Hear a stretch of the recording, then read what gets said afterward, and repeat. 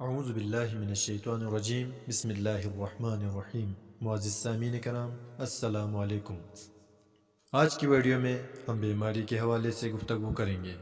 امیر المومنین علیہ السلام فرماتے ہیں المرض حبس البدن، بیماری بدن کی قید ہے۔ حضرت امیر المومنین علیہ السلام نے یہ بھی فرمایا بہت سے بیمار نجات پا لیتے ہیں اور بہت سے صحت مند گر پڑتے ہیں یعنی مر جاتے ہیں۔ رسول خدا صلی اللہ علیہ وآلہ وسلم نے فرمایا بیماری میں بیمار کے گناہ اس طرح جھڑتے ہیں جس طرح خزاں میں درخت کے پتے جھڑتے ہیں۔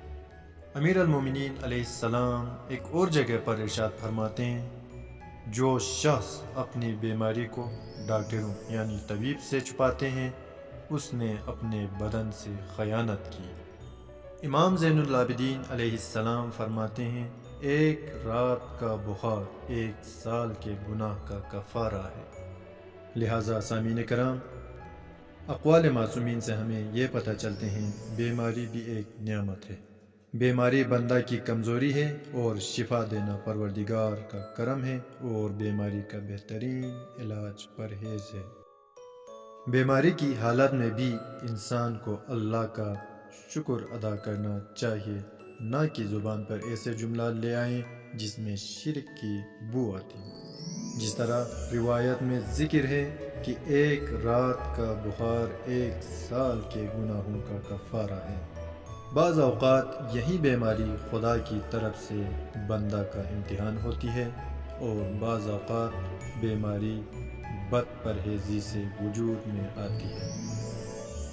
اس لیے انسان کو چاہیے کہ اپنا علاج کروائیں۔ اگر کوئی مریض ہو جائیں تو لوگوں کو چاہیے کہ اس کی عیادت کے لیے جائیں۔ جو شخص مریض کی عیادت کے لیے جاتا ہے تو 70,000 فرشتہ اس کی ہمراہی کرتے ہیں اور اس کے لیے استغفار کرتے ہیں یہاں تک کہ وہ واپس اپنے گھر آ جائے۔ ایک واقعہ نقل کرنا چاہتا ہوں۔ 2 ساتھی کافی دور سے مناسک حج کو بجا لانے کے لیے مکہ کی طرف روانہ ہوئے۔